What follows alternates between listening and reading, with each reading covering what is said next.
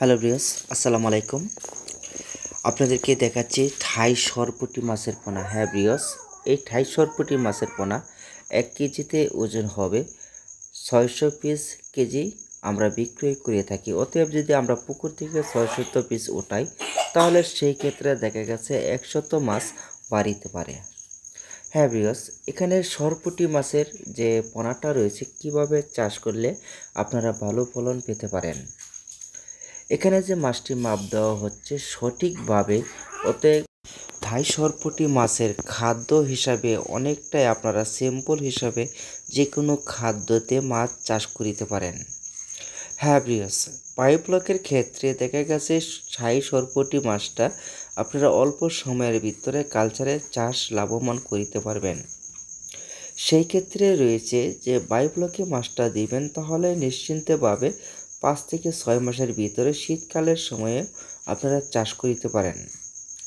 কিংবা আপনার পুকুরের ক্ষেত্রে দেখা গেছে মাছটি এই সাইজের পোনাটা আপনার 5 মাসের ভিতরে 3টা থেকে অথবা 4টা কেজি চলে আসবে। সেই ক্ষেত্রে দেখা গেছে মাছের খাদ্যতে এবং কি যে কোনো খাদ্য ইউজ করিলেই হবে।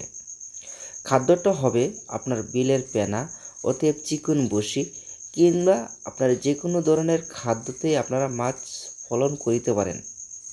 হ্যাঁ ভিউয়ার্স, এখানে মাছটি যে দেখতেছেন এখানে মাছের প্যাকেটিং করা হচ্ছে। অক্সিজেনের মাধ্যমে আমরা সবসময় ডেলিভারিটা দিয়ে থাকি। 24 ঘন্টার ভিতরে নিশ্চিন্তভাবে আপনাদের ঠিকানায় মাছটি সুস্থভাবে পৌঁছানো হবে। এখানে যে প্যাকেটটা দেখতেছেন প্যাকেটটা খুবই অক্সিজেনে হাইড করে তারপর মাছটা আমরা সুন্দরভাবে যে কোনো জায়গায় ডেলিভারিটা দেওয়া যায়। হ্যাঁ ভিউয়ার্স, এই সরপুঁটির ক্ষেত্রে দেখা গেছে মাছটা আপনারা কিভাবে ফলন করিতে পারেন। সরপুঁটি মাছের শরীরে যদি কোনো স্পট দেখা যায় কিংবা মাছের শরীরে ক্ষত কিংবা লেন্সে দাগ হয় তাহলে সেই ক্ষেত্রে দেখা গেছে আপনারা পটাশ ব্যবহার করিতে পারেন। আপনারা পটাশ অতএব রেনামাইসিন কিংবা আপনারা চুন প্রয়োগ করিতে পারেন। চুনটা দিতে হবে আপনারা মাছ ছাড়ার পূর্বে প্রতি শতাংশে 100 গ্রাম করে চুন আপনারা ব্যবহার করিতে হবে। পানি থাকতে হবে 2.5 থেকে 3 ফিট অথবা 4 ফিট। 4 ফিটের মাধ্যমে 3 থেকে 4 ফিটের মাধ্যমে আপনারা 100 গ্রাম চুন ব্যবহার করিতে পারেন প্রতি শতাংশে।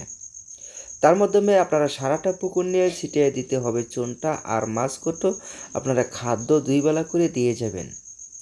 এই ভিডিওটা যদি ভালো লাগে তাহলে অবশ্যই লাইক করতে বলবেন না। আর নতুন নতুন ভিডিও পেতে হলে আপনারা চ্যানেলটি সাবস্ক্রাইব করে রাখেন, অতএব বেল আইকনটি বাজিয়ে দেন। হ্যাঁ ভিউয়ার্স, আমাদের চ্যানেল ঠিকানা হলো ময়মনসিংহ জেলা থানা ত্রিশাল ফিশারম্যান বিডি চ্যানেল। সবাই ভালো থাকবেন, সুস্থ থাকবেন।